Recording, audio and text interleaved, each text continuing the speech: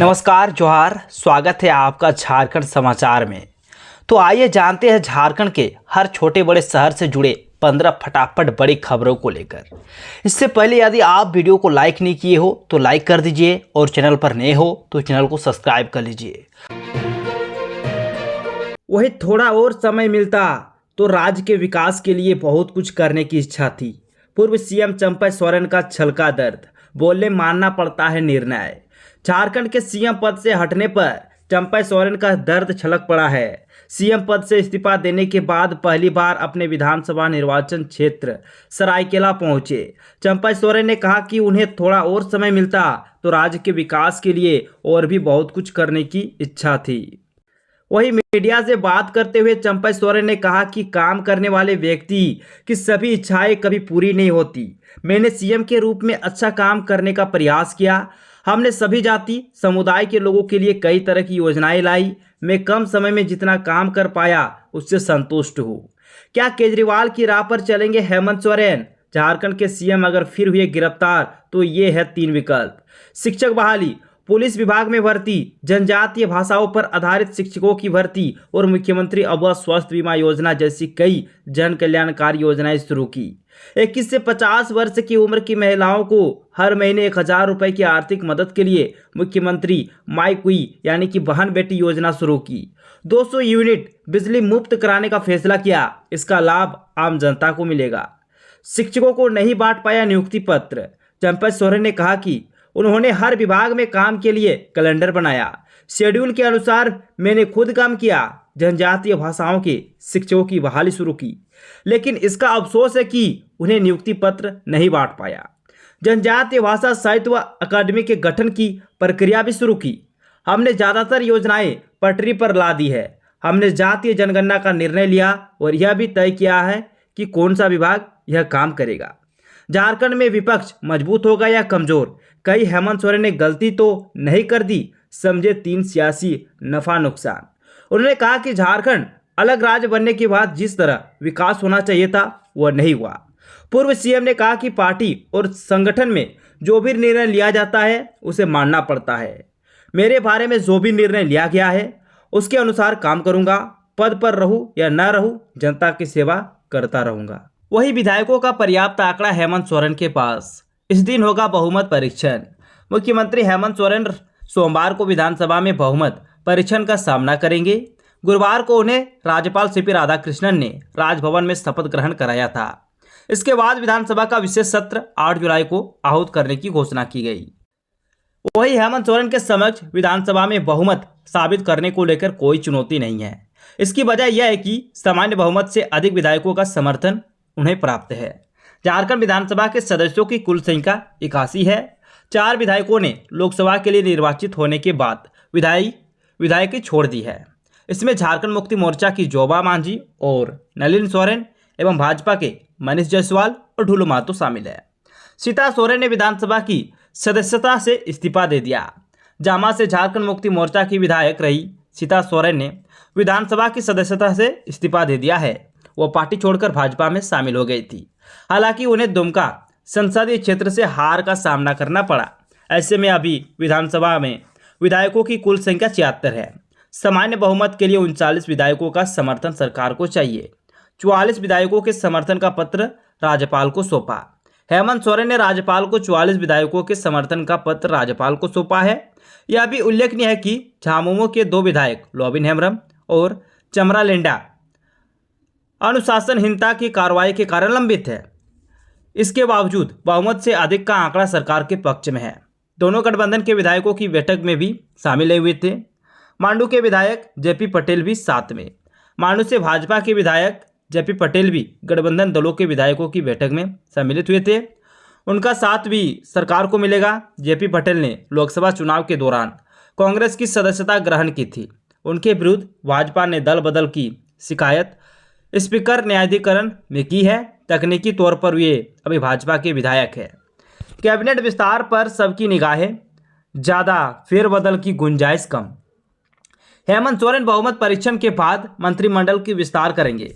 मंत्रिमंडल विस्तार के दौरान ज़्यादा फेरबदल की संभावना नहीं है। खासकर झारखंड मुक्ति मोर्चा से उन सभी विधायकों को शामिल किया जाएगा जो चंपई कैबिनेट में थे। लातेहार के विधायक बैद्यनाथ राम को मंत्रिमंडल में शामिल किया जा सकता है। चंपा सोरेन मंत्रिमंडल में वे शामिल होने से चूक गए थे। अंतिम समय में उनका नाम काट गया था। कांग्रेस कोटे का एक पद आलमगीर आलम के इस्तीफे से रिक्त है। उसे अल्पसंख्यक कोटे से जामतोड़ा के विधायक डॉक्टर इरफान अंसारी को दिया जा सकता है। कांग्रेस में एक मंत्री ड्रॉप किए जा सकते हैं। अकालमान से इसके लिए निर्देश मांगा गया है। ऐसा हुआ कि किसी अन्य चेहरे को मौका दिया जा सकता है। इसमें प्रदीप यादव और दीपिका पांडे सिंह का नाम लिया जा रहा है। वही सीएम हेमंत सोरेन की इस याचिका पर कोर्ट में हुई सुनवाई। ईडी ने अदालत में कर दी ये मांग। एमपी एमएलए के विशेष न्यायिक दंडाधिकारी सार्थक शर्मा की अदालत में ईडी के समन की अवहेलना से जुड़े मुख्यमंत्री हेमंत सोरेन की व्यक्तिगत उपस्थिति से छूट की मांग वाली याचिका पर सुनवाई हुई। वही सुनवाई के दौरान ईडी की ओर से जवाब दाखिल करने के लिए समय की मांग की गई। मामले में अगली सुनवाई 15 जुलाई को निर्धारित की गई है। हेमंत सोरेन की ओर से अदालत में अपनी उपस्थिति से छूट के लिए सीआरपीसी की धारा 205 के तहत याचिका दाखिल की गई है। पूर्व में सीजेएम कोर्ट ने यह मामला एमपी एमएलए कोर्ट में हस्तांतरित कर दिया था। सीजेएम कोर्ट में हेमंत सोरेन नहीं हुए थे पेश। सीजेएम कोर्ट के मामले में संज्ञान लिए जाने के बावजूद भी हेमंत सोरेन सीजेएम कोर्ट में पेश नहीं हुए थे। हेमंत सोरेन की ओर से निचली अदालत के समन आदेश को कोई हाईकोर्ट में चुनौती दी गई है। हाईकोर्ट में यह मामला अभी लंबित है। बता दें कि इस संबंध में ईडी की ओर से शिकायतवाद सीजेएम कोर्ट में दाखिल की गई थी। शिकायतवाद में ईडी ने क्या बताया? शिकायतवाद में ईडी की ओर से बताया गया है कि हेमंत को ईडी ने जमीन घोटाला मामले में 10 समन किया था, जिसमें से मात्र 2 समन पर ही हेमंत सोरेन ईडी के समक्ष उपस्थित हुए थे। यह ईडी के समन की अवहेलना है।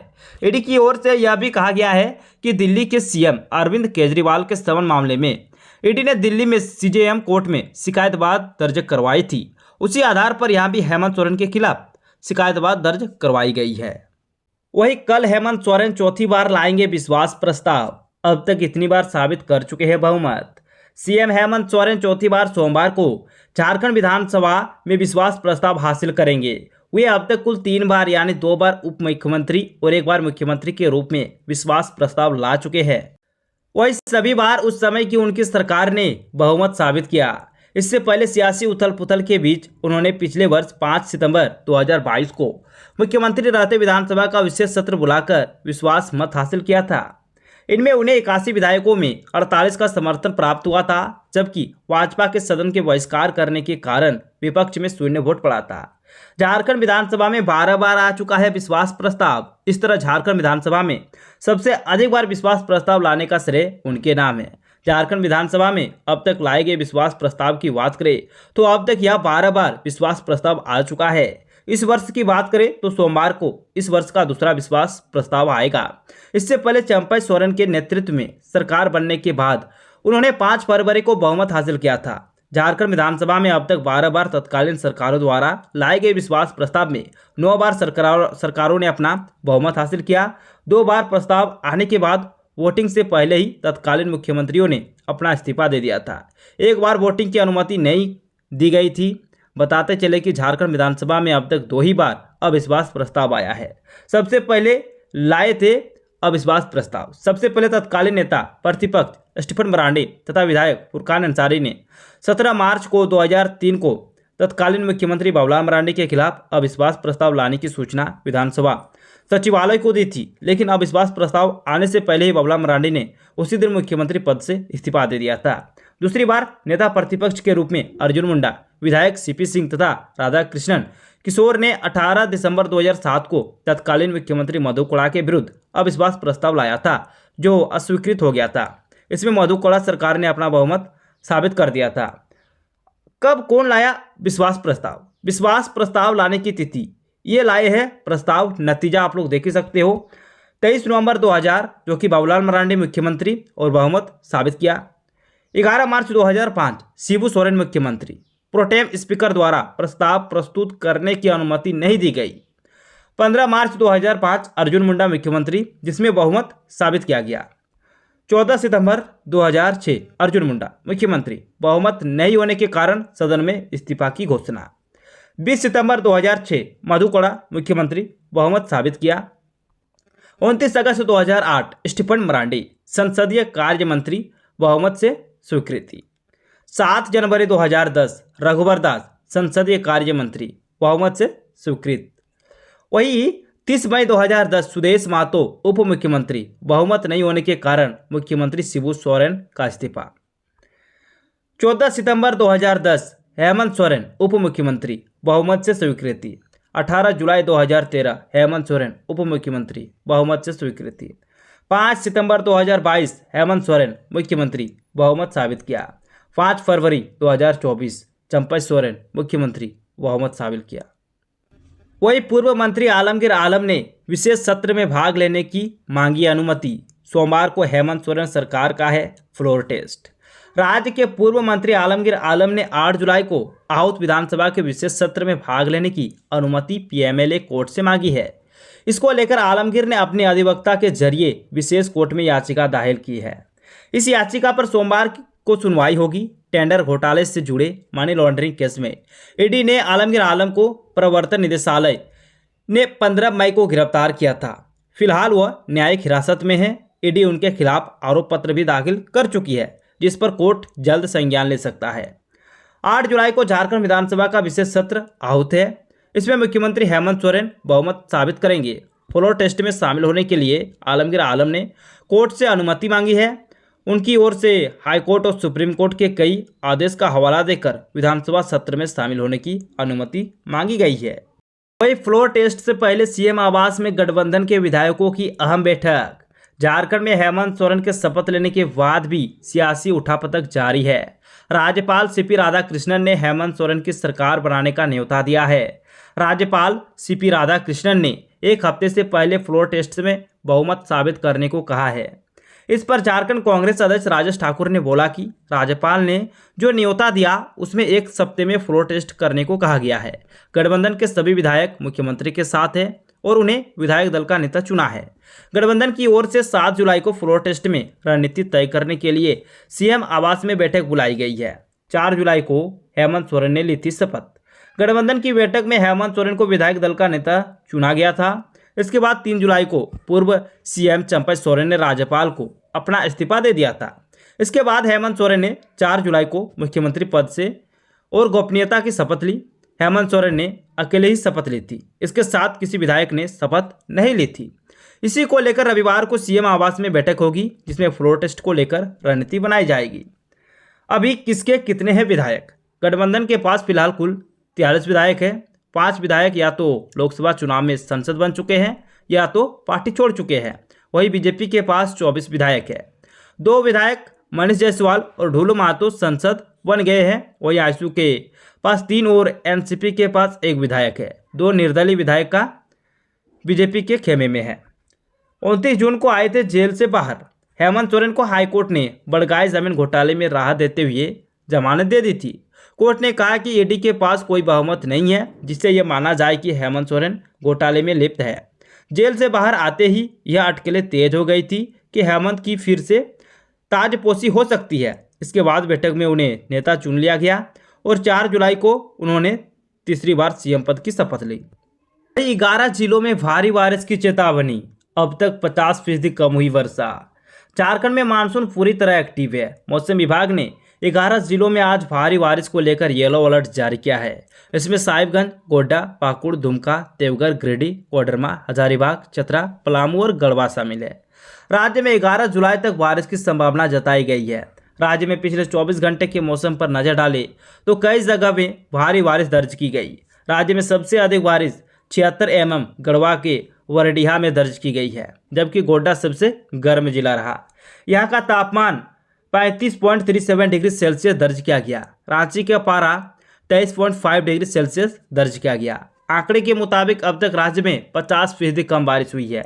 बारिश के बाद राज्य के तापमान में गिरावट दर्ज की गई है। आज भी राज्य में रांची, खूंटी, बोकारो, रामगढ़, हजारीबाग, गुमला में अधिकतम 32 डिग्री और न्यूनतम 26 डिग्री, दुमका, देवघर, गोड्डा, धनबाद, गिरिडीह, जामताड़ा, पाकुड़, साहिबगंज में अधिकतम 33 और न्यूनतम 26 डिग्री और पश्चिमी व पूर्वी सिंहभूम सरायकेला में अधिकतम 34 डिग्री और न्यूनतम 27 डिग्री तापमान। वहीं कोडरमा, चतरा, गढ़वा, लातेहार, पलामू में अधिकतम 32 डिग्री और न्यूनतम 25 डिग्री के बीच तापमान रहने की संभावना है। झारखंड में अब तक 50% कम बारिश।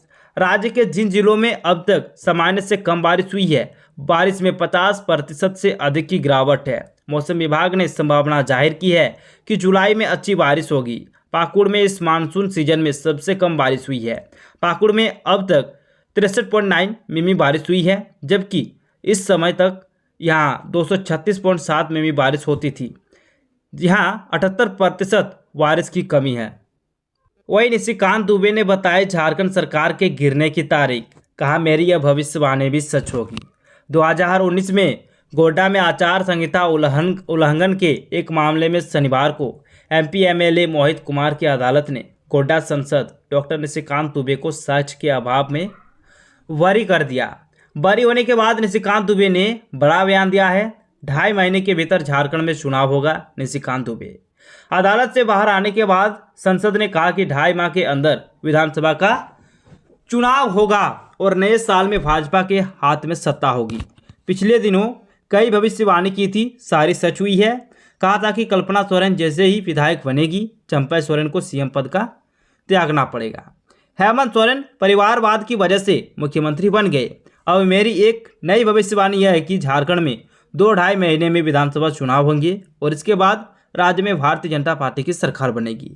मुख्यमंत्री हेमंत सोरेन ने जितने भी भ्रष्टाचार और गलत काम किए हैं उन सब का हिसाब होगा। लिख कर रख लीजिए, आने वाले विधानसभा चुनाव में भाजपा को 50 से अधिक सीट मिलने जा रही है। चंपई को हटाने का बदला लेगी जनता। संसद ने चंपई सोरेन को सीएम पद से हटाना काफ़ी दुर्भाग्यपूर्ण है। दरअसल छोटा नागपुर और आसपास के इलाके के लोग हेमंत सोरेन और उनके परिवार को पसंद नहीं करते हैं। यही वजह रही कि शिबू सोरेन सीएम रहते तमाड़ का चुनाव हार गए थे। हेमंत सोरेन को यह मायूस होने लगा था कि आने वाले चुनाव में चंपई सोरेन ज़्यादा मजबूत हो जाएंगे और उन्हें परेशानी हो सकती है। इसलिए चंपई सोरेन को मुख्यमंत्री पद से हटाकर खुद मुख्यमंत्री बन गए। लेकिन छोटा नागपुर की जनता यह सब देख रही है और अब इसका बदला लेगी। आलमगीर आलम की जांच में बड़े चेहरे होंगे बेनकाब। संसद ने कहा कि आलमगीर आलम भ्रष्टाचार के मामले में जेल में बंद है। इसके खिलाफ ईडी जांच कर रही है। दरअसल ये विधायक दल के नेता थे और उनका काम पैसे को ऊपर तक पहुंचाना था। ईडी जांच के क्रम में इस मामले की तह तक जाएगी और इससे कई बड़े चेहरे का बेनकाब होगी। बांग्लादेशी घुसपैठ पर हाईकोर्ट का आदेश। भाजपा संसद ने बांग्लादेशी घुसपैठ मामले में हाईकोर्ट के आदेश का स्वागत करते हुए कहा कि ऐसे मामले को हमने भी सदन में उठाया। आज सीमावर्ती इलाके में 20,000 से अधिक आदिवासी परिवार की महिलाओं से बांग्लादेशी या मुसलमानों ने शादी कर रखी है। वहाँ लैंड जिहाद का काम चल रहा है। आदिवासी महिला से शादी करने के बाद उसकी ज़मीन का मालिक मुसलमान नहीं हो सकता है। एनआरसी लागू कर घुसपैठियों को चिन्हित कर बाहर निकालने की कार्रवाई होनी चाहिए। भाजपा की सरकार बनते ही आदिवासियों की जमीन उन्हें वापस दिलाई जाएगी। वही सरकार ने सबसे अधिक युवाओं को छलने का काम किया। सुदेश महतो का बड़ा ऐलान। आशु अध्यक्ष सुदेश कुमार महतो ने अपने आवासीय कार्यालय में आयोजित मिलन समारोह में कहा कि इस राज्य सरकार ने सबसे अधिक युवाओं को छलने का काम किया। कहा राज्य सरकार की प्राथमिकता काम नहीं कमाई है। सरकार में ट्रांसफर पोस्टिंग एवं अवैध ट्रांसपोर्टिंग के उद्योग चल रहे हैं। भ्रष्टाचार शिष्टाचार बन गया है। जनसेवा की शपथ लेने वाली सरकार के मुखिया जनता के बारे में सोचने के स्थान पर सिर्फ अपने बारे में सोच रहे हैं। इससे झारखंडी जनमानस के बीच हताशा और निराशा है। इस दौरान समाज सेवी रामचंद्र साहू के नेतृत्व में बड़कागांव विधानसभा के कई युवाओं और समाज सेवियों ने पार्टी की सदस्यता ग्रहण की। पार्टी की सदस्यता ग्रहण करने वाले लोगों का पार्टी में स्वागत करते हुए सुदेश कुमार महतो ने कहा कि सरकार ने सबसे अधिक युवाओं को छलने का काम किया है। उनकी वादा खिलाफी के चलते युवाओं का भविष्य अंधकार में है। आज राज्य के सभी वर्ग के लोग आईसीयू से जुड़ रहे हैं। मौके पर उपस्थित पार्टी के केंद्रीय महासचिव रोशन लाल चौधरी ने कहा कि विकास की असीमित संभावनाओं वाले बड़कागांव विधानसभा को विकास से कोसों दूर कर दिया गया है। क्षेत्र के विकास के लिए कोई काम नहीं हुआ है। विस्थापन का दंश झेल रहे बड़कागांव के लोग आईसीयू की ओर उम्मीदवारी निगाहों से देख रहे हैं। हम सभी मिलकर जनाकांक्षाओं के अनुरूप विकसित बड़कागांव बनाने का काम करेंगे।